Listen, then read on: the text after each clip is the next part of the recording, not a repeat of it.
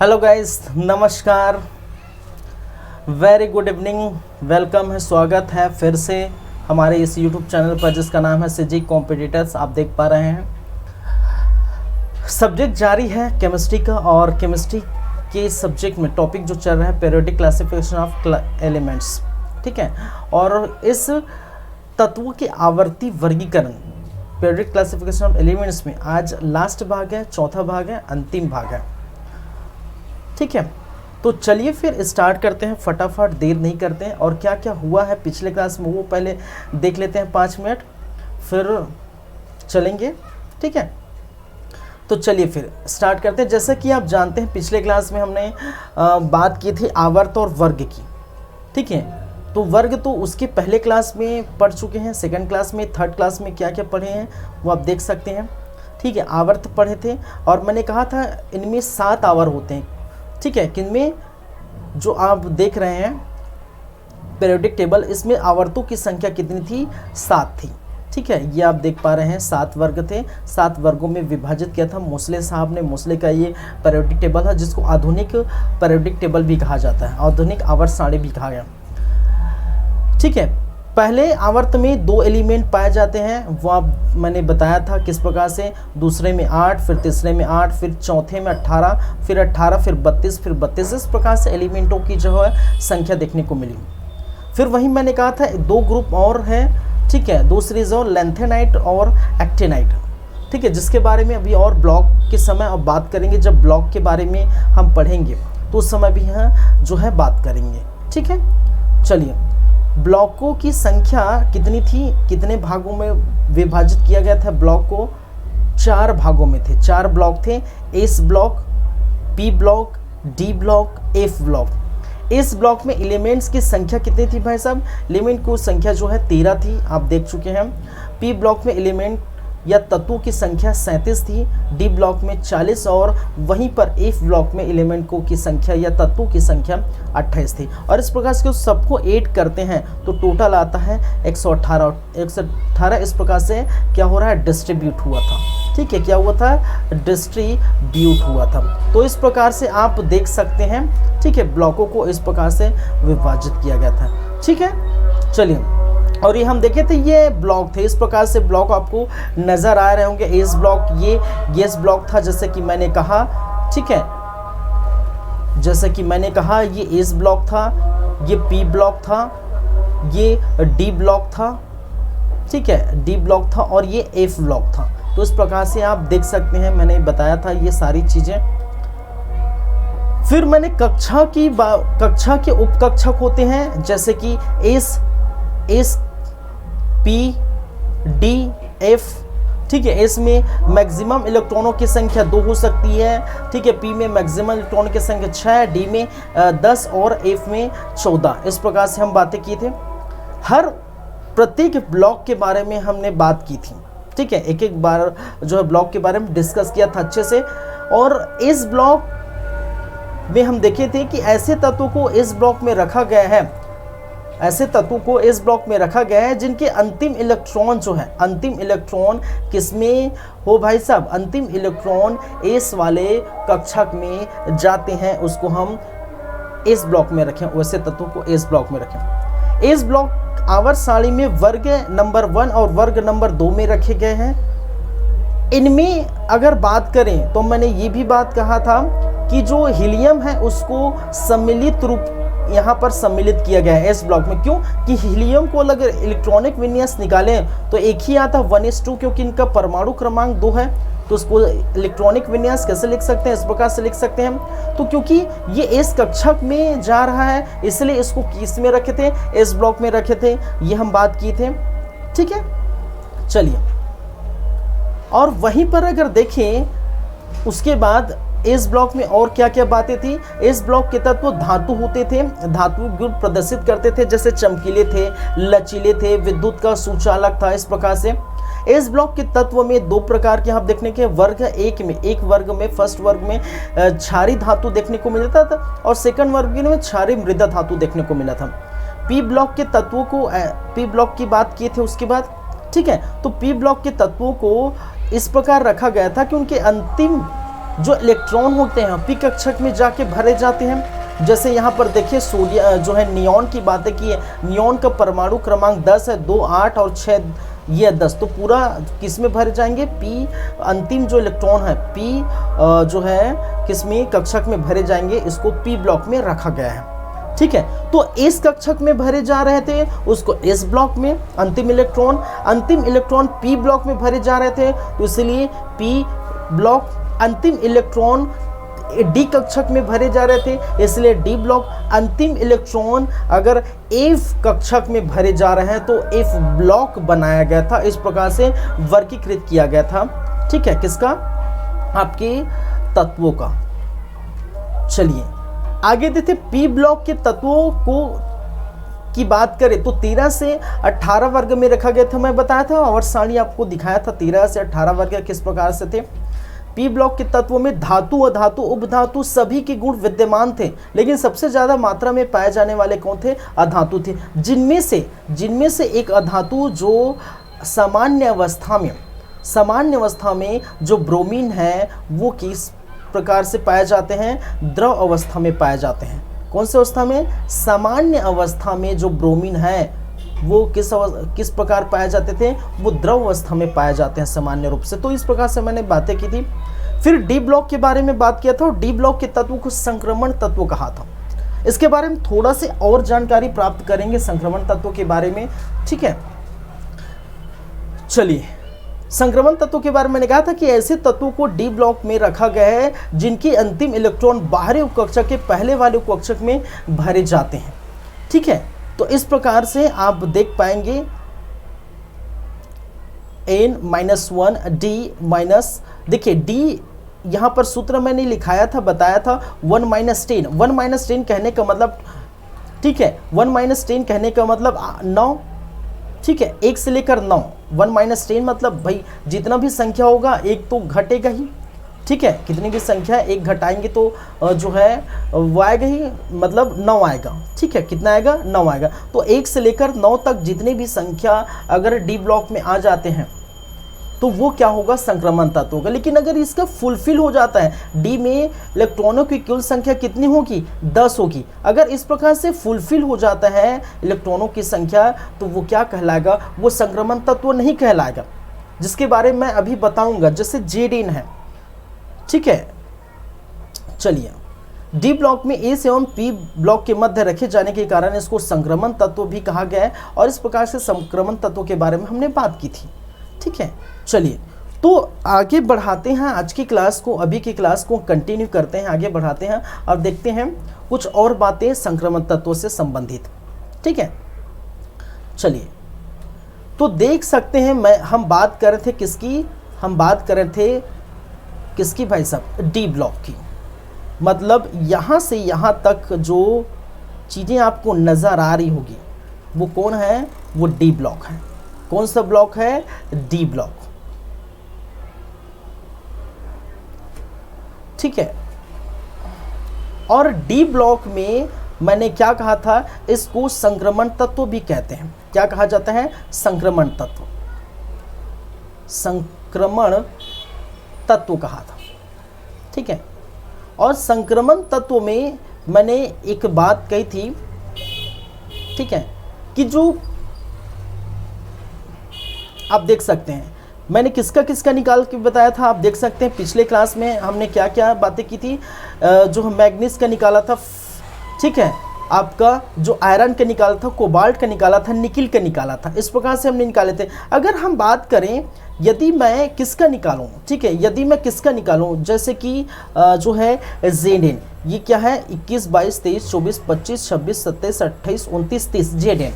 ठीक है, जी का निकालो। अगर मैं जेडेन जिसका परमाणु क्रमांक 30 होता है, इसका मैं निकालूं तो वो कैसे निकलेगा, किस प्रकार से निकलेगा, देख सकते हैं 1s2, ठीक है, 2s2, 2p6, ठीक है, 2s2, 3p6, 4s2 और 3d। ठीक है, चलिए तो इसको मैं इस प्रकार से लिख देता हूं क्या क्या चीजें हैं। इसे कॉल आया क्या, चलिए देखिए, इसको मैं कैसे लिख सकता हूं, इसको हम लिख सकते हैं 1s2, ठीक है, 2s2, 2p6, 3s2, 3p6। अब देखिए, अब बात आती है किस में, जो है अब आएगा 4s आएगा और आएगा 3d।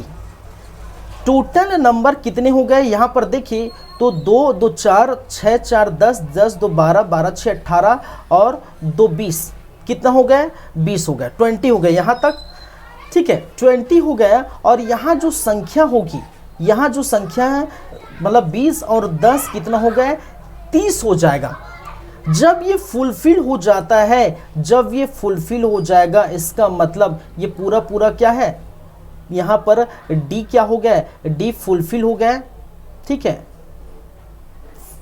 फुलफिल हो गया। जब डी फुलफिल हो जाता है, डी ब्लॉक पूरा फुलफिल, क्यों, क्योंकि डी में, ठीक है, टोटल इलेक्ट्रॉनों की जो संख्या कितनी हो सकती है, 10 हो सकती है। जैसे एस में 2 हो सकते हैं, पी में 6 हो सकते हैं, एफ में 14 हो सकते हैं। उसी प्रकार डी में टोटल इलेक्ट्रॉनों की जो संख्या कितनी हो सकती है, 10, और ये फुलफिल हो गया है। इसका मतलब डी ब्लॉक में आने के बावजूद भी ये क्या नहीं है, ये संक्रमण तत्व नहीं है। डी ब्लॉक में आने के बावजूद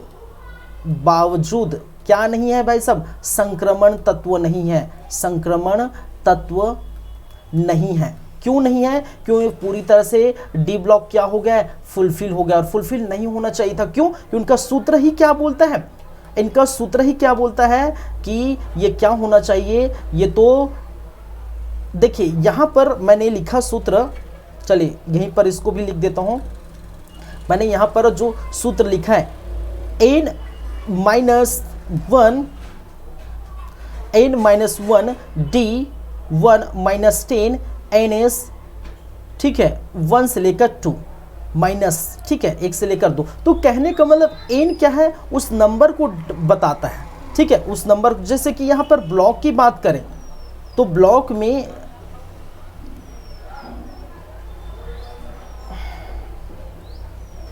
देखिए, ब्लॉक में हम किस प्रकार से बांटेंगे, सीरीज में बांटे। एक और आपको बताना था मुझे, ठीक है, अगर पिछला क्लास जाए तो ये ब्लॉक मैंने जो लिखा है, ठीक है, आई थिंक उसमें नहीं दिया होगा, प्रॉपर नहीं दिखाई दे रहा होगा, ठीक है। इसको सीरीज में बांटते थे, ठीक है, किसको, जो डी ब्लॉक के तत्व है उसको हम किस में बांटे हैं, सीरीज में बांटे हैं, ठीक है। चलिए इसको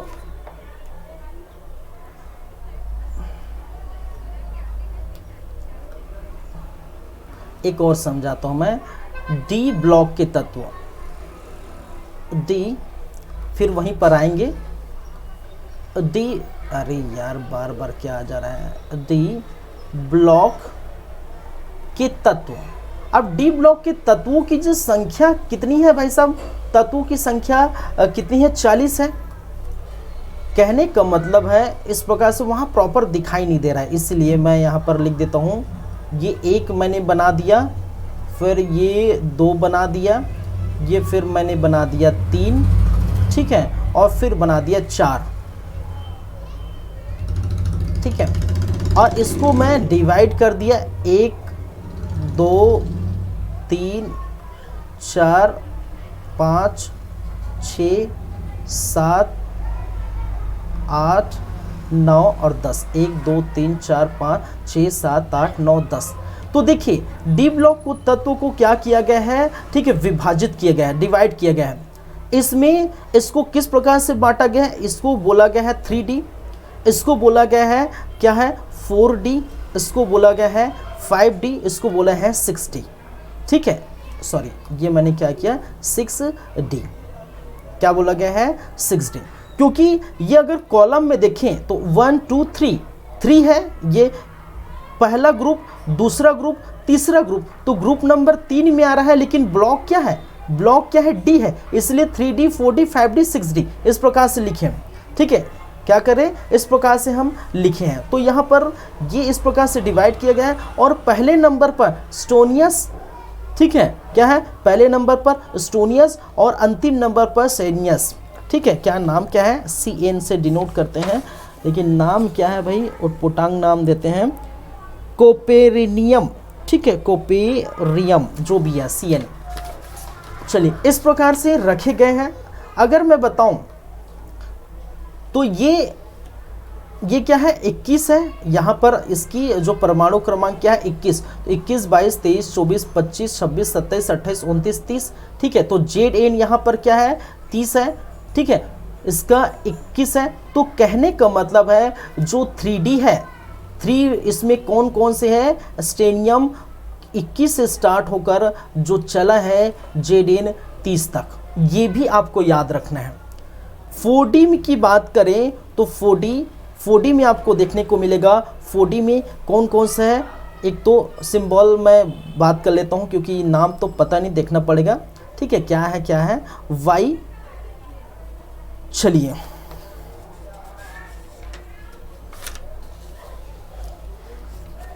Y जो 39 से शुरू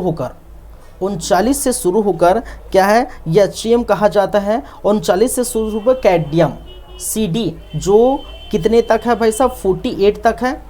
और वहीं पर 5D की बात करें तो 5D जो स्टार्ट होता है कहाँ से यहाँ तक, लैंथेनम, ठीक है, लैंथेनम से लेकर जो कि 57 है, और लैंथेनम से लेकर वो Hg मरकरी जिसका परमाणु क्रमांक कितना है, 80। और 6D की मैं बात करूं तो 6D एक्टिनियम, ठीक है, और एक्टिनियम, और इसका जो है फिर अंतिम तो यही है जो ये आएगा, ठीक है, CN, ठीक है, कोपेरिनियम, और इसका परमाणु क्रमांक जो है 112 112 है। तो ये याद रखिए यहाँ पर कि 3D 4D जो है 5D 6D इस प्रकार से बांटा गया है। तो इलेक्ट्रॉनिक विन्यास मैंने निकाला किसका, ZN का। तो इसका मतलब ये क्या है, ठीक है,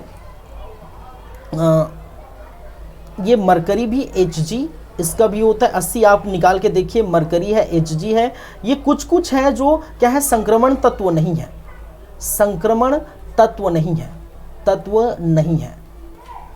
ठीक है, कुछ जो है क्या है, संक्रमण तत्व नहीं, क्योंकि यहाँ पर क्या देखने को, उनकी जो है चीज़ें फुलफिल हो गई है, D ब्लॉक में पूरा फुलफिल हो जा रही है, इसलिए वो क्या नहीं है भाई, संक्रमण तत्व नहीं है। ये चीज़ें याद रखिए, कई बार क्वेश्चन पूछा जा सकता है, ठीक है, पूछा गया है। चलिए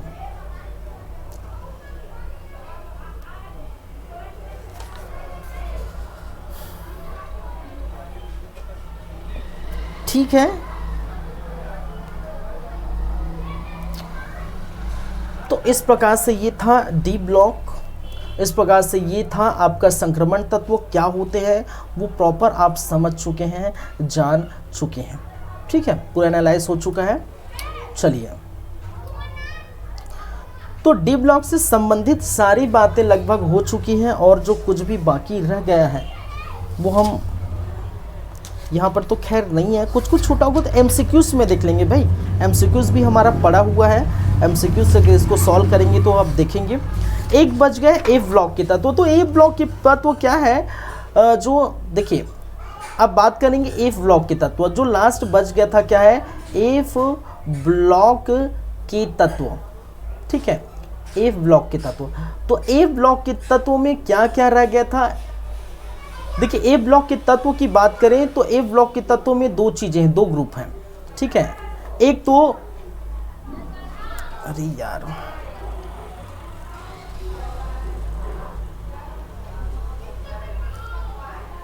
चलिए, एक कहलाता है लैंथेनाइट, क्या है, लैंथेनाइट्स, उटपुटांग नाम है भाई, ठीक है। एक्टिनॉइड, लैंथेनाइट और एक्टिनॉइड, ठीक है। लैंथेनाइट और एक्टिनॉइड की अगर बात करें तो लैंथेनाइट और एक्टिनॉइड कहाँ कहाँ पर देखने को मिलता है, एक तो चलिए परमाणु क्रमांक, ठीक है, एटॉमिक नंबर, एटॉमिक नंबर कहाँ से कहाँ तक, 58 से लेकर 71 तक, सॉरी, ठीक है, 58 से 71 तो वहाँ पर, और यहाँ पर 18 एटॉमिक नंबर जो है यहाँ पर कहाँ कितना कितना देखने को, 90 से 103, ठीक है। एटॉमिक नंबर 90 से लेकर 103 जो होंगे वो क्या होगा, वो एंथेनाइड ग्रुप होगा, एक्टिनोइड ग्रुप होगा। जैसे कि यहाँ पर देखिए, जो अगर मैं इसको लिखना चाहूँ तो इस प्रकार से लिख सकते हैं, ठीक है। तो यहाँ से लेकर देखिए, ये है लैंथेनाइड, ये है एक्टिनाइड, और ये है, इसका परमाणु क्रम 57 है, ठीक है। तो ये 58 से ठीक है, कितने से लेकर 58, ये 58 है, तो 58 से लेकर इसका जो आता है वो 71 आता है, ठीक है। और अगर इसकी बात हम करें तो 90 आता है, किसका भाई, थोरियम का कितना है 90, और 90 से लेकर 103, ठीक है। इस प्रकार से आप देखेंगे। चलिए, तो ये चीजें हैं, समझ में आ रहा है। तो दोनों क्या कहलाता है, ये चीजें, ये जो है आपका लैंथेनाइड। अब लैंथेनाइड ग्रुप क्यों कहते हैं, क्योंकि इसमें जो लैंथेनाइड है जिसका परमाणु क्रमांक 57 होता है, तो लैंथेनाइड के गुण जैसे इनके जितने भी आगे आएंगे, ठीक है। तो 58 से लेकर 71 तक के तत्व लैंथेनाइड के समान गुण रखते हैं, समान गुण रखने के कारण रखते हैं, और रखने के कारण इसको क्या कहा गया है, लैंथेनाइड ग्रुप कहा गया है। मैंने क्या कहा, मैं फिर से रिपीट करता हूं कि एक ब्लॉक के तत्वों को दो भागों में विभाजित किया गया है, एक लैंथेनॉइड और दूसरा एक्टिनॉइड। तो लैंथेनाइड जो है कितने से कितने तक, 58 से लेकर 71 तक। पीरियोडिक टेबल में आप जाके देख सकते हैं, मैं बार बार इसी को नहीं बताऊंगा, ठीक है, बार बार जाके। तो 58 से 71 तक, और एटॉमिक नंबर एक्टिनाइड 90 से 103 तक। तो लैंथेनाइड जो है 57 से लेकर ये स्टार्ट हुआ है, और लैंथेनाइड के जो गुण हैं वो 58 से लेकर 71 तक जितने भी तत्व होते हैं उनमें वो समाहित है, वैसे गुण पाए जाते हैं, जिसके कारण से इसको लैंथेनाइड कहा गया है, ठीक है, जिसके कारण से इसको लैंथेनाइड ग्रुप कहा गया है। एक्टिनाइड, अगर एक्टिनाइड की बात करें तो ये 89 होता है, और 90 से लेकर 103 तक के तत्व एक्टिनाइड के समान गुण रखते हैं, के समान क्या रखते हैं भाई साहब, गुण रखते हैं, और जिसके कारण से इसको क्या कहा जाए है, एक्टिनाइड समूह कहा गया, जिसके कारण से इसको एक्टिनाइड कहा गया है, ठीक है। चलिए, कुछ और बात हो जाए। अब बात करें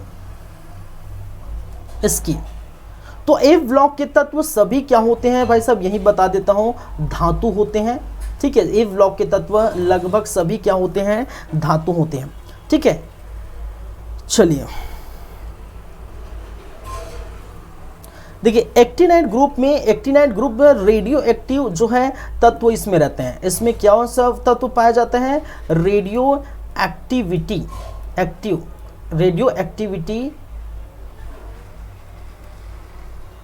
एलिमेंट्स होते हैं, कहने का मतलब रेडियो सक्रियता तक, ठीक है, जो हम पढ़ चुके हैं पहले क्लास में। अगर आप देख रहे हैं तो पहले क्लास में, जिसके मतलब इसके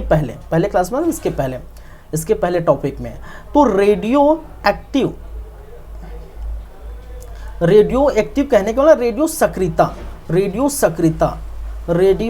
सक्रियता जो है तत्व पाए जाते हैं। और मैंने पढ़ाया था रेडियो सक्रियता तत्व कौन है या रेडियो एक्टिविटी तत्व कौन है, कि वे तत्व, ठीक है, जिनमें मानवीय रूप से या फिर ऐसे ही स्वतः उनमें अल्फा बीटा गामा जैसे रे का उत्सर्जन होता है, ठीक है, जो बहुत घातक होता है, खासकर गामा किरणें, ठीक है। अल्फा तो कुछ भी संभाल लेंगे थोड़ा बहुत जो भी है, ठीक है, गामा किरणें नहीं संभाल पाएंगे, कैंसर वैंसर जो भी है, बीमारी वगैरह बहुत सारा हो जाता है, ठीक है। तो ये हम जानते हैं, रेडियो एक्टिविटी तत्व हम पढ़ चुके हैं, कौन कौन से किस प्रकार से हैं, ठीक है। तो ये एक्टिनाइड ग्रुप में जो भी आएंगे वो रेडियो एक्टिव जो है तत्व इसमें शामिल हैं, सम्मिलित हैं। क्लियर है बातें? चलिए, आगे बढ़ते हैं।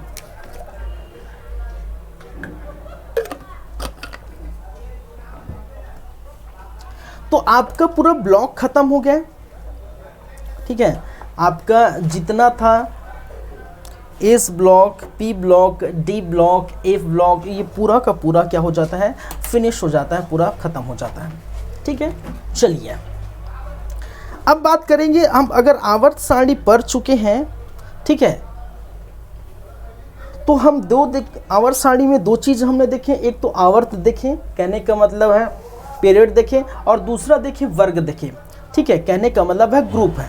तो आवर्त और वर्ग देखें तो दोनों का हम क्या देखेंगे, अभी दोनों की प्रॉपर्टीज़ देखेंगे, ठीक है। प्रॉपर्टीज़ कहने का मतलब उनके गुण, क्या क्या विशेषताएं हैं, क्या क्या गुण हैं उन आवर्त में, उन वर्गों में। जैसे आप क्वेश्चन बहुत पूछे जाते हैं ऐसे क्वेश्चन कि अगर लेफ्ट से राइट जाएंगे तो क्या होगा, क्या घटेगा, क्या बढ़ेगा, टॉप से बॉटम जाएंगे या बॉटम से टॉप जाएंगे, क्या होगा, ये सारी बातें। तो ये कुछ विशेषताएं हैं वो हम देखेंगे जो एग्ज़ाम में बहुत ज़्यादा इम्पोर्टेंट है, ठीक है, एग्ज़ाम के पॉइंट ऑफ से बहुत ही ज़्यादा इम्पोर्टेंट है। तो हम देखते हैं, चलिए पहली बातें,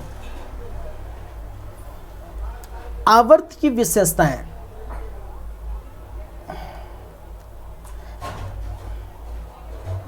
अगर मैं बात करूं आवर्त सारणी,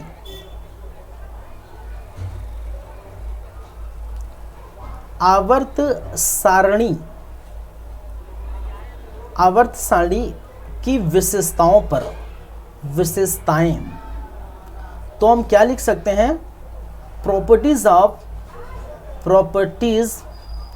ऑफ पीरियोडिक टेबल, पीटी मैं लिख दिया periodic table, properties of periodic table. और पीरियोडिक टेबल की इस प्रॉपर्टीज में एक तो दो चीज आपको देखने को नजर आएगी।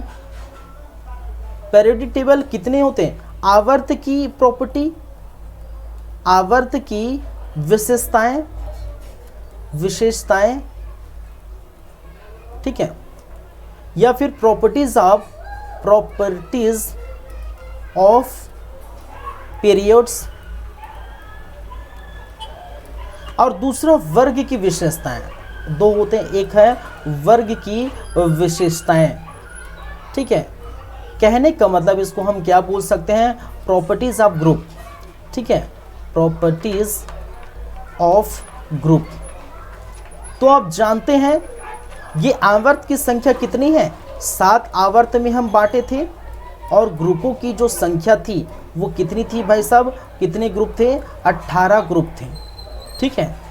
तो इसको हम पढ़ेंगे, इसकी प्रॉपर्टी पढ़ेंगे एक एक करके। तो सबसे पहले हम चलेंगे इस पर और दूसरे नंबर पर हम चलेंगे इस पर, ठीक है। चलिए क्या घटता है, क्या बढ़ता है, ठीक है। अब देखिए आवर्त कहने का मतलब क्या है, एक बार मैं फिर से ले चलता हूं आपको। आवर्त का कहने का मतलब है ये आवर्त होते हैं 1 2 3 4 5 6 7, कहने का मतलब ये क्या है, ये जो क्या है आवर्त है, ठीक है, ये क्या है आवर्त है। कहने का मतलब आप लेफ्ट से राइट जाएंगे, राइट से लेफ्ट आएंगे, ठीक है। कहने का मतलब 36 हॉरिजॉन्टल क्या है, 36 आप देख रहे हैं वो क्या कहलाएंगे, आवर्त कहलाते हैं। मैं बार बार इसी को बोल रहा हूँ, ठीक है, तो आप समझ सकते हैं। तब देखिए यहाँ पर क्या होगा, अब 36 की बात आती तो आवर्त क्या है, 1 से लेकर 7 तक क्या है, 7 आवर्त है। इसमें पहला पॉइंट, इसमें हम जो बात करेंगे, पहली बातें क्या करेंगे, आवर्त की विशेषताएं। हम पहला देखेंगे आवर्त की विशेषताएं।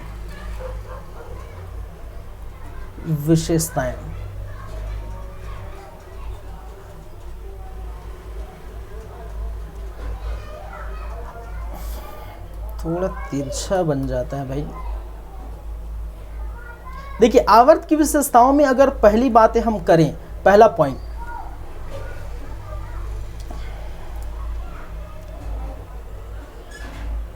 बाहरी कक्षा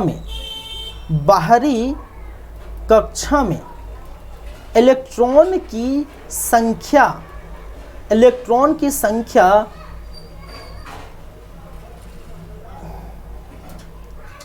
लेफ्ट से राइट जाने पर, कहने का मतलब है दायां से लेफ्ट करने का मतलब बायां, ठीक है।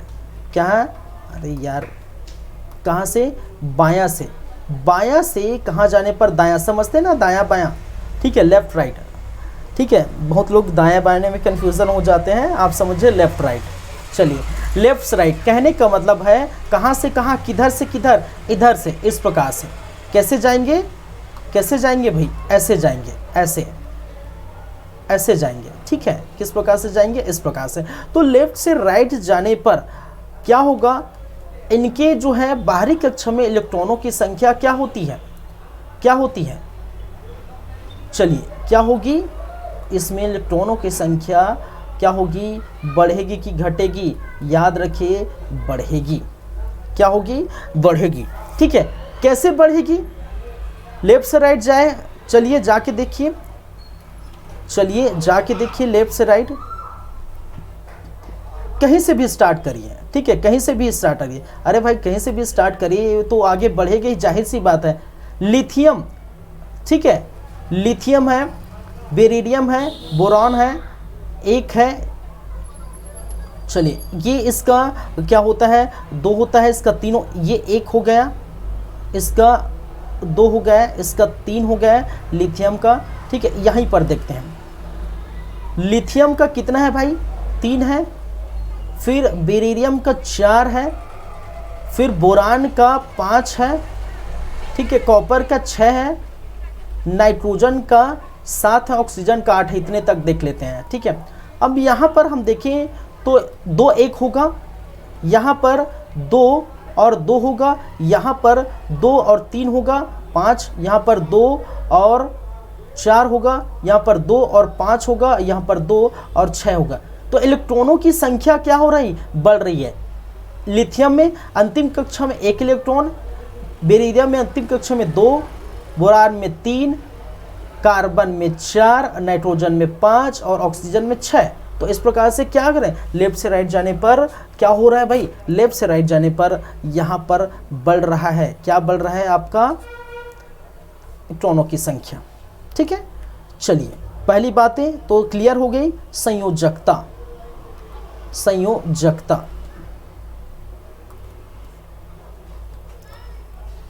संयोजकता। अब संयोजकता क्या होगा, संयोजकता हमेशा लेफ्ट से राइट जाएंगी, यहाँ पर अगर लेफ्ट से राइट, क्योंकि आवर्त में ही है, संयोजकता क्या होगी, लेफ्ट से राइट जाने पर घटेगी, बढ़ेगी, बराबर होगी, क्या होगी, बराबर कहने का मतलब बराबर तो नहीं हो, किसके बराबर होगी, घटेगी कि बढ़ेगी, ठीक है। देखिए पहले बढ़ेगी, पहले क्या होगा, पहले बढ़ेगी, बढ़ेगी लिखा गया है, बढ़ेगी। संयोजकता इसकी क्या होगा, पहले बढ़ेगी, फिर घटेगी, फिर घटेगी। अब आप निकाल के देखिए कैसे घट रही है, फिर बढ़ रही है पहले, फिर कैसे घट रही है, पहले बढ़ेगी, फिर क्या होगा, फिर घटेगी, ठीक है। अब देखिए संयोजकता कैसे निकाली जाती है, अगर मैं इसी को लूँ, इसी एग्जाम्पल को लूँ, lithium, barium, boron, carbon, nitrogen, फिर ऑक्सीजन, फ्लोरीन, नियॉन, इस प्रकार से। तो इसका परमाणु क्रमांक इसका क्या होता है, ये होता है 3, क्योंकि हाइड्रोजन हीलियम का एक दो, एक हाइड्रोजन होता है, दूसरा हीलियम होता है, तो इसका एक, इसका दो, इसका 3, इसका 4, इसका 5, इसका 6, ये 7, ये 8, ये 9, ये 10, इस प्रकार से, ठीक है। अब संयोजकता क्या होती है, हम पढ़े हैं, देखिए इनके बाहरी कक्षा में इलेक्ट्रॉनों की संख्या कितनी होगी, ये 2 और 1 होगी, इनके बाहरी कक्षा में इलेक्ट्रॉनों की संख्या कितनी होगी, कितनी होगी भाई साहब, 2 और 2, यहाँ पर 2 और 3, यहाँ पर 2 और 4, यहाँ पर 2 और 5, यहाँ पर 2 और 6, और यहाँ पर 2 और 7, यहाँ पर 2 और 8, ठीक है। इस प्रकार से देखने को मिलता है, ऐसे ही होता है ना।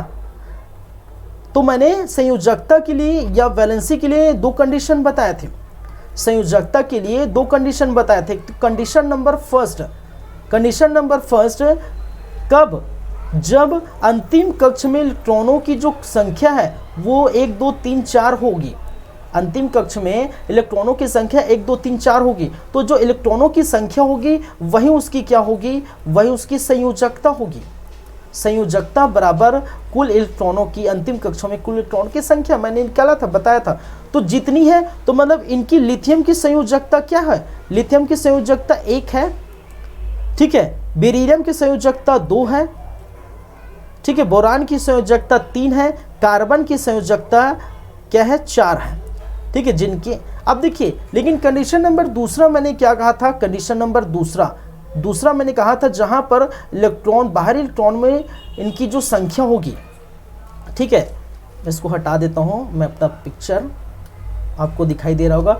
बाहरी जो है आपके बाहरी कक्षा में इलेक्ट्रॉनों की संख्या 5, 6, 7, 8 इस प्रकार से होगी, तो संयोजकता क्या होता है, संयोजकता बराबर 8 माइनस जो बाहरी कक्षा में इलेक्ट्रॉनों की संख्या होगी।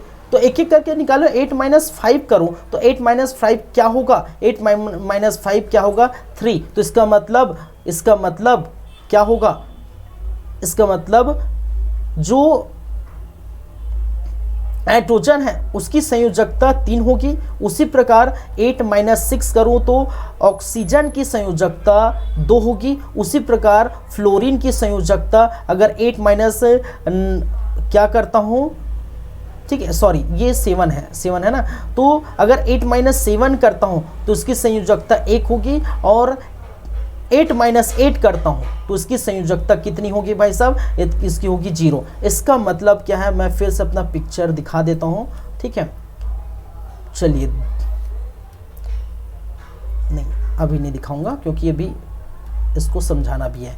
अब देखिए मैंने क्या कहा कि पहले बढ़ेगी फिर घटेगी, तो पहले बढ़ रही है कैसे, लिथियम की संयोजकता 1 है, फिर बेरियम 2 है, बोरान 3 है, कार्बन 4 है। फिर जैसे ही नाइट्रोजन आता है, इनकी क्योंकि परमाणु की इनके बाहरी कक्षा में इलेक्ट्रॉनों की जो संख्या होगी वो 5 ये होता है, तो इस प्रकार से होता है, ठीक है। तो इनमें 3 आ रहा है, फिर 2, फिर 1, तो इस प्रकार से पहले क्या हो रहा है, पहले बढ़ रहा है, ठीक है, पहले क्या हुआ, बढ़ा, फिर क्या हो रहा है, घट रहा है, घटा। तो इस प्रकार से आप देख पाएंगे। तो और सारी की विशेषताएं, ये चीज़ें आपको मालूम होना चाहिए, ठीक है। याद करने वाली चीज़ नहीं है, ठीक है। ये चीज़ें क्या है, आप रटते जाते हैं, याद करते जाते हैं कि इसकी संयोजकता इतनी होती है, लेफ्ट से राइट जाने पर ये दुनिया भर का, ठीक है। तो पीरियोडिक टेबल याद रखिए, बखूबी आपको जो सभी चीज़ें याद हो जाएगा, याद होते जाएगा, ठीक है। चलिए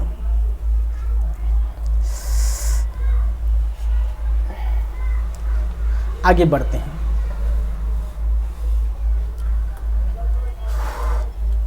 तीसरी नंबर की बातें परमाणु का आकार।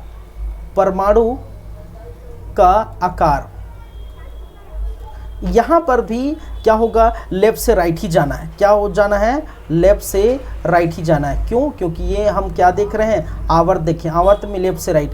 तो परमाणु का आकार क्या होगा भाई साहब, परमाणु का आकार क्या होगा, बढ़ेगा कि घटेगा, ठीक है। तो यहां पर परमाणु का आकार क्या होगा, घटेगा, ठीक है। परमाणु का आकार क्या होगा, घटेगा, क्योंकि जितना देखिए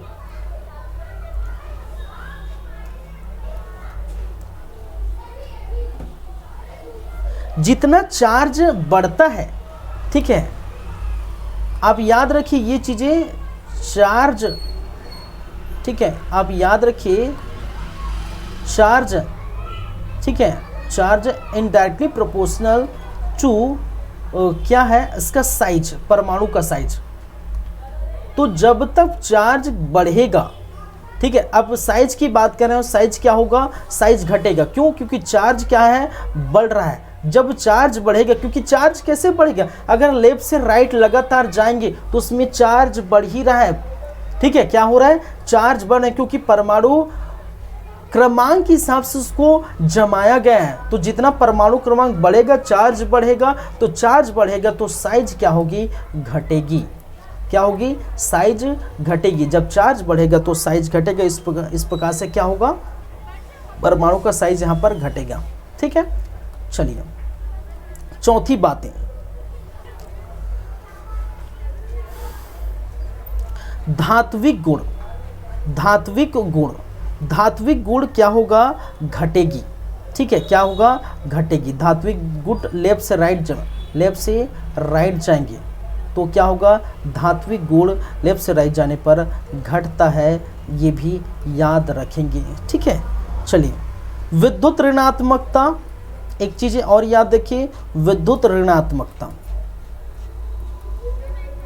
विद्युत ऋणात्मकता फिर से लेफ्ट से राइट जाने पर ये क्या होगा, बढ़ेगा।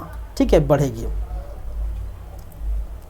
देखिए विद्युत इलेक्ट्रॉन जो है विद्युत ऋणात्मक कहने का मतलब है कि कोई भी जो है अणु होता है, ठीक है, कोई भी जो है अणु होता है, उसके जो इलेक्ट्रॉन होते हैं, इलेक्ट्रॉन जो होते हैं वो अगर साझा कर रहे हैं, ठीक है, इलेक्ट्रॉन साझा,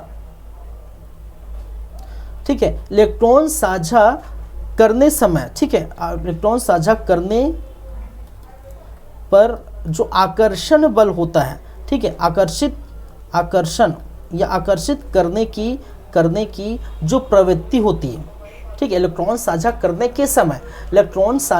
के समय आकर्षित करने की जो प्रकृति होती है उसी को हम कहते हैं विद्युत ऋणात्मकता। और ये आगे जितना ही बढ़ेंगे वो बढ़ती जाएगी। धात्विक गुण, ठीक है, धात्विक गुण क्या होगा, घटेगा। ठीक है, क्या है, धात्विक गुण घटे। तो क्योंकि धात्विक गुण क्यों घटेगा भाई, क्योंकि हम जानते हैं धातु, एक तो आपके जो है धातु किस में पाए जाते हैं, आपके कौन से ब्लॉक में, एस ब्लॉक में, और ये आपके डी ब्लॉक में। ठीक है, इधर तो सभी मिलते हैं और खासकर पी ब्लॉक में अधातु ज़्यादातर देखने को मिलता है। ठीक है, पी ब्लॉक में अधातु। तो इस प्रकार से जैसे जाएंगे, ठीक है, जैसे जाएंगे वहाँ पर धातु क्या होगा, जो है धात्विक गुण घटते हुए नजर आते हैं, क्योंकि सबसे ज़्यादा इधर फिर इधर। ठीक है, लेकिन ज़्यादा क्रियाशीलता, याद रखिए क्रियाशीलता की बात करूँ यहाँ पर याद आ गया कि डी ब्लॉक के तत्वों के जो धातु है वो ज़्यादा क्या होते हैं, क्रियाशील होते हैं as compare to S block के जो तत्व के धातु। ठीक है, ये भी चीज़ें आपको याद रखनी है। क्लियर है बातें? चलिए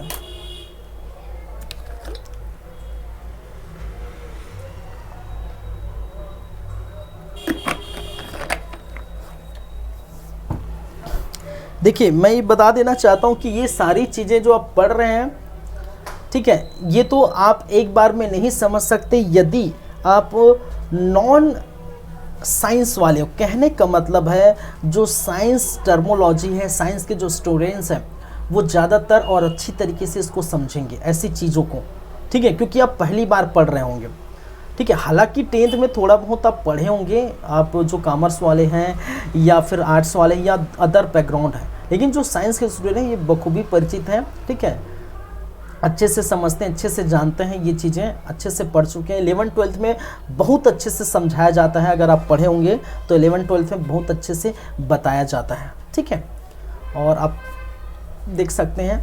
लेकिन दिक्कत उन जो स्टूडेंट को होगी जो कॉमर्स या आर्ट्स या अदर बैकग्राउंड है, लेकिन फिर भी से ये चीज़ें आपको तो पढ़नी पड़ेगी। ठीक है, ये चीज़ें देखनी पड़ेगी। तो ठीक है, चलिए, तो मेहनत करेंगे तो फिर ये भी आ जाएगा, ये भी। ठीक है, आपको तो समझ आ रहा होगा, अगर समझ आ गया होगा तो फिर आराम से बुक वगैरह देख के पढ़ सकते हैं। ठीक है, वैसे ऐसी आम जिंदगी में ये सारी चीज़ें की कोई वैल्यू नहीं होती, नहीं। ठीक है, आज तक हम केमिस्ट्री फिजिक्स वगैरह जो पढ़े हैं आम जिंदगी में कोई यूज़ नहीं है। वही बोलते हैं ना कि जोक्स वगैरह नहीं आता है, ये theta, alpha, beta, gamma, theta, ठीक है, लैम्डा, ये सारी चीज़ें, cos theta, sine theta, tan theta, ये सारी चीज़ दुनिया भर की ज़िंदगी में कहीं भी यूज़ नहीं होता। ठीक है, लेकिन खैर इसको पढ़ना पड़ेगा, वो अलग बात है, जोक्स का पिटारा अलग है। चलिए हमें क्या करना है, एग्ज़ाम क्या करना है, क्रैक करना है, तो आपको इसको पढ़ना पड़ेगा। चलिए, हालांकि अभी तक अगर ऐसा देखा जाए तो कोई भी जो सीजी व्यापम, सीजी पीसी में ऐसा कोई क्वेश्चन ज़्यादातर पूछे नहीं गए साइंस में, इस तरह से डूब किया। और ऐसे क्वेश्चंस, और ख़ासकर जो केमिस्ट्री वगैरह में पता नहीं जो है वहीं जाने जो क्वेश्चन सेलेक्ट करते हैं, क्या क्या पूछते हैं, कहाँ से पूछते हैं, समझ ही नहीं आता। ठीक है, हम तो पढ़ते हैं सभी चीज़ें, लेकिन चीज़ें कहाँ से उत्पन्न कर ली जाती हैं वो पता नहीं। ठीक है, लेकिन जो बेस है आपका ये, आप देखिए यहाँ, हालांकि आपको ये चीज़ें लग रहा है कि भाई प्री के लिए नहीं, लेकिन मेंस के लिए चीज़ें आपको लिखनी पड़ेगी। ये चीज़ें आपको बतानी पड़ेगी, लिखनी पड़ेगी, ठीक है, डिराइव करना पड़ेगा। तो ये चीज़ें आपको अगर इस प्रकार से आप पढ़ेंगे तो अगर क्लियर होगा तो मेंस में भी काम आएगा। तो बहुत अच्छे से ये चीज़ें आप जो है लिख सकते हैं ऐसी चीज़ों को। तो इस प्रकार से मैं बताता हूँ। चलिए जो भी है आगे बढ़ते हैं, जोक सपाट जैसा भी है। चलिए आगे बढ़ते हैं और बात करेंगे किस पर भाई, वर्ग की विशेषताएं। वर्ग की विशेषताएं, देखिए ये ऑनलाइन क्लास नहीं है तो इसलिए मुझे भी लगता है भाई कि विशेषताएं पहले लिख लेता हूँ, ठीक है। Properties of group. अगर आप लोग मुझे देखते रहते, कहने का मतलब कमेंट करते रहते हैं, तो फिर अलग जब चीज़ें में दो लोगों में, ठीक है, या फिर लोगों में क्या होता है, जब कांटेक्ट होता है तो अलग ही होता है, जो आई कांटेक्ट होता है वो अलग ही होता है। अगर मैं ये क्या है, ये रिकॉर्डेड क्लास है, ठीक है, रिकॉर्डेड क्लास है, तो रिकॉर्ड करके ये चलता ही जा रहा है, चलता ही जा रहा है, ठीक है। तो इसमें आप लोग कुछ नहीं बोल रहे हैं, नहीं मैं जो बोल रहा हूँ आप जो है बाद में रिकॉर्ड कर सुन रहे हो, ठीक है। तो ये दिक्कत यहाँ पर हो जाती है। जब ऑनलाइन रहता तो जो कॉन्टैक्ट होता है तो वो अलग ही इफ़ेक्ट पड़ता, ठीक है। लेकिन रिकॉर्डेड क्लास है, आप लोग भी सोचते होंगे एकदम चुपचाप आके सर आते हैं, चुपचाप आते हैं और पढ़ाते हैं, निकल जाते हैं, ठीक है। तो मैं क्या किससे क्या बोलूँ, क्या कहूँ, ठीक है। चलिए क्योंकि ये है रिकॉर्डेड क्लास, आप लोग समझ सकते हैं।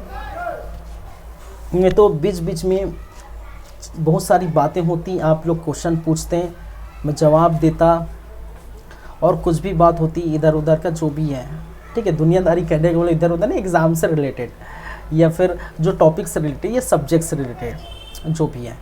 चलिए खैर टॉपिक में आते हैं, ज़्यादा बात नहीं करते हैं।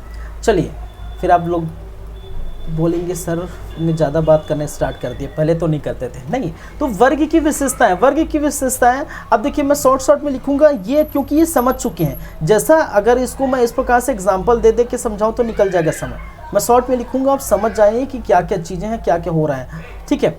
चलिए वैलेंस इलेक्ट्रॉन की जो संख्या है, पहली बात है अगर हम बात करें वैलेंस इलेक्ट्रॉन, संयोजी इलेक्ट्रॉन, संयोजी इलेक्ट्रॉन की जो संख्या है, संयोजी इलेक्ट्रॉन की संख्या आप देखेंगे क्या जाएंगे, टॉप टू बॉटम जाएंगे। क्या जाएंगे, टॉप टू बॉटम। तो टॉप टू बॉटम जाने कर जो है इलेक्ट्रॉन जो है क्या होंगे, बराबर नजर आएंगे, ठीक है। संयोजी इलेक्ट्रॉन क्या होंगे, बराबर। ये चीजें आप लोग लिख लीजिए। वैलेंसी क्या होगी, वैलेंसी कहने का मतलब संयोजकता, ठीक है। यहाँ पर भी क्या जाएंगे, टॉप टू बॉटम जाएंगे, और टॉप टू बॉटम जाने पर यहाँ पर याद रखिए, ठीक है, ये बराबर होंगी।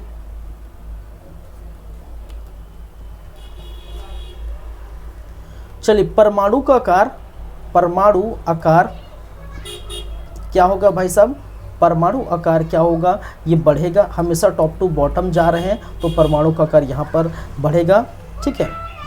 धात्विक गुण, धात्विक गुण, धात्विक गुण यहाँ पर भी बढ़ेगी या बढ़ेगा जो भी है, ठीक है। विद्युत ऋणात्मकता, विद्युत ऋणात्मकता क्या होगा, घटेगी। ये चीज़ें याद रखिए, ठीक है। ऐसी चीज़ें मैं लिख दिया, आप याद रखें जो भी है। चलिए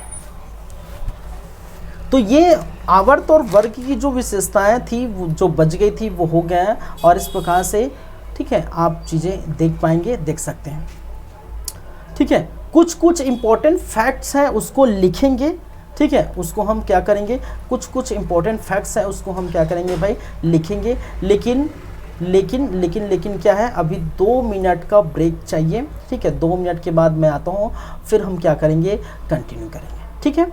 चलिए 2 मिनट के बाद पधारते हैं, फिर कंटिन्यू करते हैं, ठीक है।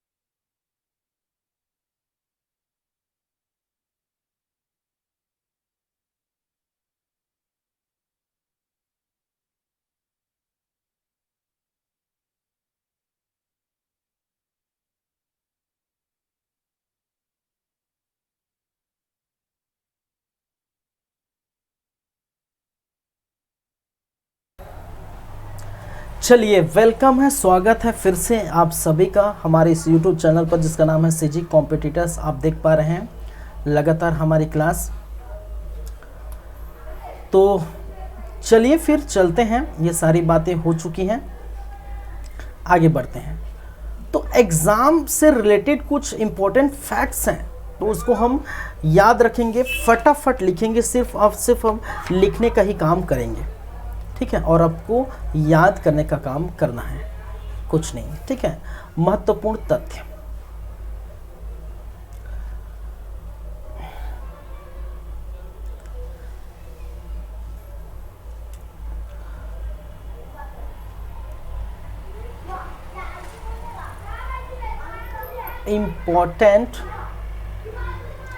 important facts related to exams. ऐसा लिख सकता हूं मैं, लिख तो दिया। चलिए, को क्या क्या चीजें हैं, क्या क्या फैक्ट है, इसको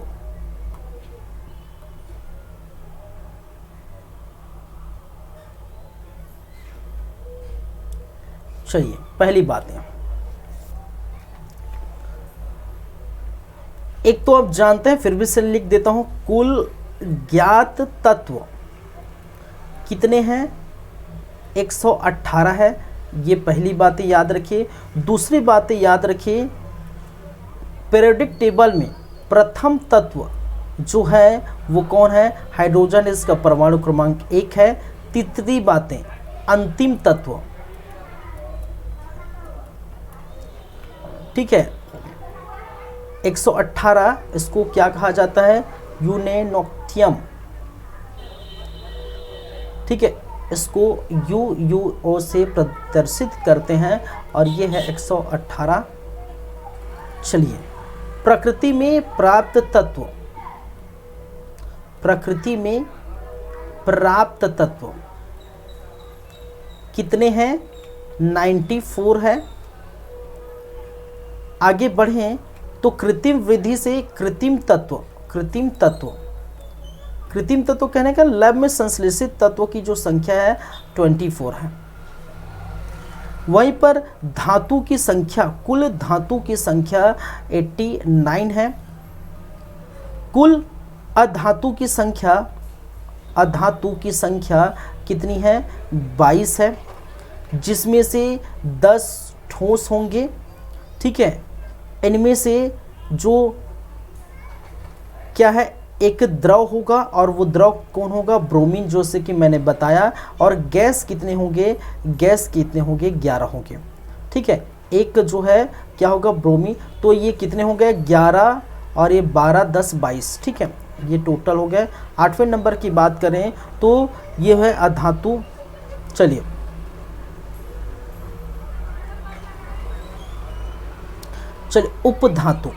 उपधातु की जो संख्या है वो कितनी है? वो 7 है।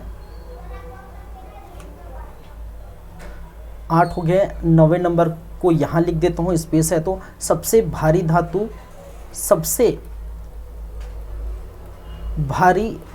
तत्व ऑस्मियम, OS से प्रेजेंटिंग करते हैं। 10वां मैं यहाँ लिख देता हूँ, ठीक है। सबसे हल्का तत्व,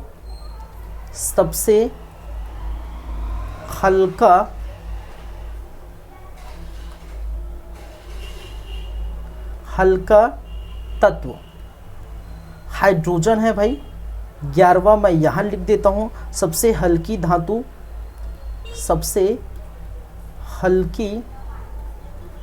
हल्का धातु, ठीक है। ये है आपकी लिथियम। 12वें नंबर को यहाँ लिख देते हो, सबसे भारी धातु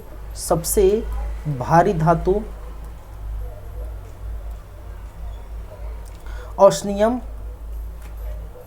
सबसे भारी धातु और सबसे भारी तत्व कौन है? ऑस्मियम ही है, ठीक है। एक और है 13वां, मैं इसलिए यहाँ लिख देता हूँ। चलिए, नेचुरल में, प्रकृति में मिलने वाला सबसे भारी तत्व, भारी तत्व, ठीक है, यूरेनियम, कौन है, यूरेनियम। ये 13 हो गए। 14 चलते हैं,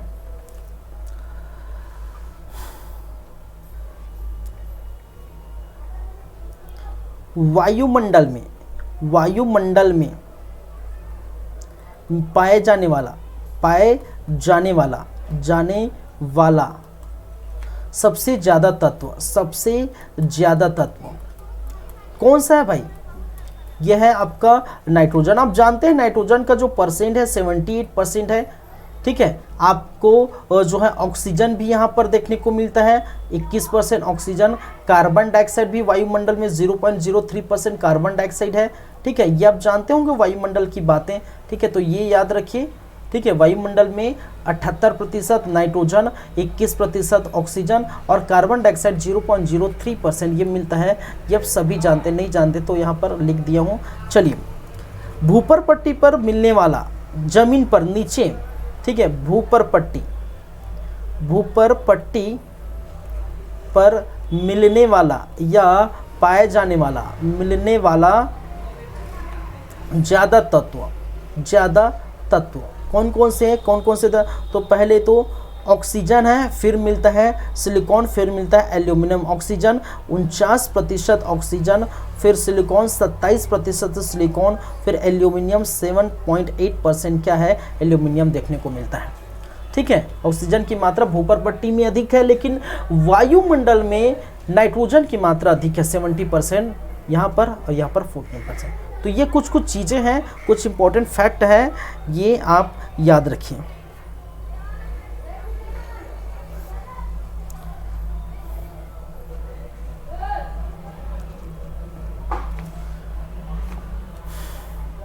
मानव शरीर में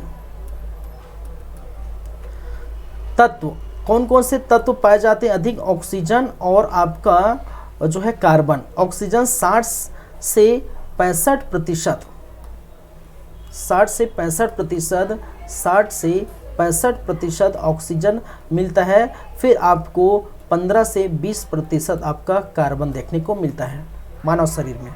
चलिए, 17 सबसे भारी अक्रिय गैस, अक्रिय गैसों के बारे में हम लिखें क्या, ठीक है, रेडॉन। सबसे हल्की अक्रिय गैस, अक्रिय गैस क्या होते हैं ये मैंने बताया था, ठीक है, हीलियम। चलिए,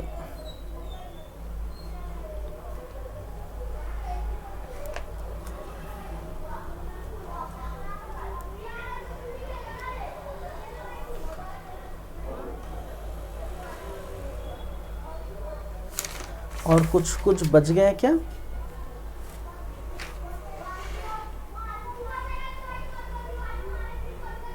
हाँ, ये कुछ चीज है। 19 सबसे छोटी परमाणु त्रिज्या, ठीक है, किस तत्व की जो है सबसे छोटी परमाणु त्रिज्या होती है? तो वो है हीलियम की, ठीक है। मैंने क्या कहा, सबसे छोटी परमाणु त्रिज्या वाले तत्व कौन से हैं? वो है हीलियम। और इसका साइज कितना होता है? 16 पिकोमीटर, ठीक है, क्या है? 16 पिकोमीटर। चलिए, अगर बात करें 20, सबसे छोटी हो गया तो बड़ी आएगा, सबसे बड़ी परमाणु त्रिज्या वाले तत्व, तो वो कौन होंगे भाई? वो होंगे सीजियम, सी से इसको डिनोट करते हैं, और 113 पिकोमीटर, 113 पिकोमीटर इसका है, ठीक है। चलिए,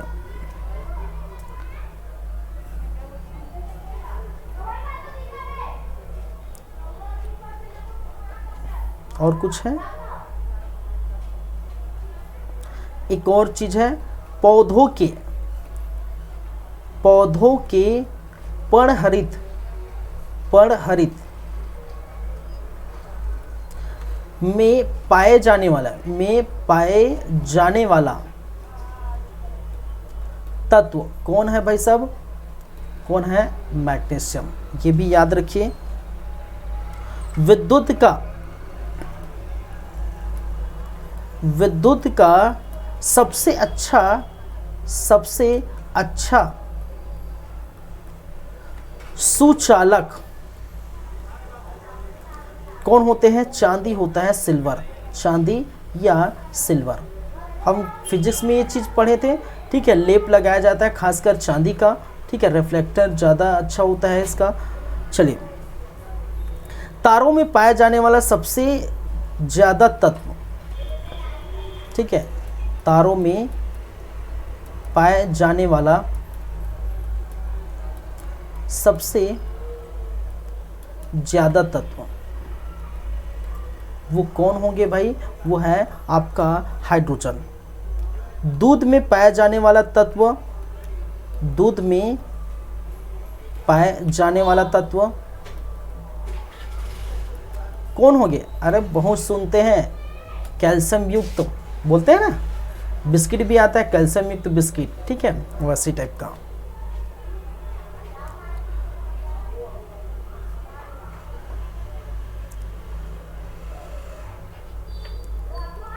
पच्चीस,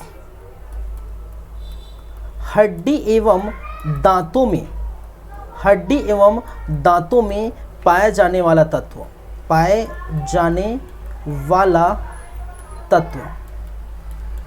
कौन है भाई साहब?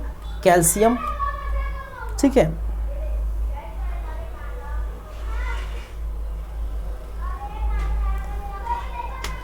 चलिए, तो इस प्रकार से 24-25 ऐसे जो इम्पोर्टेंट फैक्ट्स हैं जो मुझे लगा कि बता देना चाहिए था, जो एग्ज़ाम पॉइंट ऑफ व्यू से बेटर है, ठीक है, उसके लिए। तो ये सारी चीज़ें हैं, इसको याद रखिए, ठीक है। और इस प्रकार से हमारा और आपका रिश्ता आज की क्लास के लिए यहीं तक रहेगा, क्योंकि हो चुका है आपका कंप्लीट। तत्वों का आवर्ती वर्गीकरण हम देख चुके हैं, पूरा फिनिश हो चुका है, और ये हुआ है आपके चौथे पार्ट में। पीरियोडिक क्लासिफिकेशन ऑफ एलिमेंट्स ये पूरा कंप्लीट हो चुका है। इसका मतलब अब ये नहीं देखेंगे, इससे संबंधित एमसीक्यूज सॉल्व करेंगे, तब हो सकता है वहाँ कुछ चीज़ें और आपको देखने को मिले तो उसको मैं बता दूंगा। फिलहाल तो जितनी भी बातें थी, चाहे वो भाई साहब बर्नियस का जो धातु अधातु वाला नियम है वो हम कंप्लीट कर चुके हैं, ठीक है। डॉर्वियर का त्रिक नियम देख चुके हैं, इसके संबंधित आप इसमें हम पढ़ चुके हैं आपका अष्टक नियम, न्यूलैंड का अष्टक नियम, फिर मेंडलीव के आवर्त सारणी देखें, फिर मोसले साहब के आवर्त सारणी देखें, और उसी को आधुनिक आवर्त सारणी कहा गया है। वर्ग क्या होता है, आवर्त क्या होते हैं, कहने का पीरियड क्या होता है, ग्रुप क्या होती है, ये पूरा बात कर चुके हैं। साथ ही साथ संक्रमण तत्व क्या होते हैं, ब्लॉक क्या होते हैं, इस ब्लॉक में कितने तत्व हैं, पी ब्लॉक में कितने तत्व हैं, डी ब्लॉक में कितने तत्व हैं, ए ब्लॉक में कितने तत्व हैं, संक्रमण तत्व क्या है, लेंथेनाइट ग्रुप क्या है, एक्टिनाइट ग्रुप क्या है, ठीक है। चलिए, और आवर्त में और वर्ग में लेफ्ट से राइट या टॉप से बॉटम पढ़ने पर क्या होता है ये भी हम देख चुके हैं। तो लगभग पूरी चीज़ें हम बातें कर चुके हैं, ठीक है। तो ये हो चुका है, ये कंप्लीट है। अब इसके बाद हम एमसीक्यू सॉल्व करेंगे, तब आपको आगे की बातें हम बात करेंगे। अगर कुछ भी छूटा होगा तो हम वहाँ देख लेंगे। 99% मैं पूरा कवर करा दिया हूँ 4 क्लास में। चलिए फिर चलते हैं, आज की क्लास यहीं पर दी एंड करते हैं, और देखते रहिए आप हमारा YouTube चैनल सीजी कॉम्पिटिटर्स लगातार आपके लिए बना रहेगा हमेशा, ठीक है, चलता रहेगा। और बहुत सारे सब्जेक्ट आने बाकी है। एडीओ का मोस्ट प्रोबेबली जो है आप बोल सकते हैं 10 से 12 दिन में ये स्टार्ट हो जाएगा, ठीक है। 10 से 12 दिन अभी जो है, आज एक्चुअली 1 अप्रैल है, अप्रैल फुल, ठीक है, मैं अप्रैल फुल नहीं बना रहा हूँ, ठीक है। आज एक्चुअली 1 अप्रैल है, ये रिकॉर्ड हो रहा है 1 अप्रैल को, ठीक है, और मैं अप्रैल फुल नहीं बना रहा हूँ। हो सकता है मोस्ट प्रॉबेबली 10 से 15, ठीक है, 15 अप्रैल तक ये ईडीओ की क्लास स्टार्ट हो जाएगी, ठीक है। तो वो भी आपको देखने को मिलेगा। फिर सीजी जियोग्राफी तो चल ही रहा है, केमिस्ट्री फिर ख़त्म होने के कगार में, फिजिक्स ख़त्म हो गया है, ठीक है। सी जियोग्राफी, फिर इंडियन जियोग्राफी, फिर कॉन्स्टिट्यूशन देखेंगे। फिर आप देख पाएंगे मैथ्स की भी क्लास मैं हो सकता है लूँ, फिर इस मैं बता चुका हूँ, ठीक है। तो इस प्रकार से हम चलेंगे। जो है इकोलॉजी बना है, बचा है इन्वायरमेंट, बचा है साइंस में जो है इकोलॉजी, इन्वायरमेंट, टेक्नोलॉजी वगैरह सभी चीज़ें बाकी है, तो वो भी मैं जो कराऊंगा। तो लगभग मैं 95% जो सब्जेक्ट है वो पूरा कराऊंगा, 95%, 5% ही छूटेगा। और 5% क्या होगा मैं बाद में बताऊंगा, ठीक है। 5% भी नहीं, 2 से 3% जो है सब्जेक्ट में है उसमें छूटेगा कुछ चीज़ें, ठीक है। तो लगभग पूरा मैं यहाँ पर आपको देखने को मिलेगा। चलिए तो चलते हैं, आज की क्लास यहीं पर रखते हैं, गप्पे शप्पे नहीं मारते हैं, ठीक है, आज यहीं पर रखते हैं। और थैंक यू। आप भी बोर हो जाएंगे क्योंकि चल तो कुछ नहीं रहा है, पढ़ा तो कुछ नहीं रहा हूँ, ठीक है, बस यही बात कर रहा हूँ, ठीक है। तो चलिए, ठीक है, चलिए, धन्यवाद, thank you guys, thank you class, मिलते हैं नेक्स्ट टाइम, ठीक है, गुड नाइट, थैंक यू।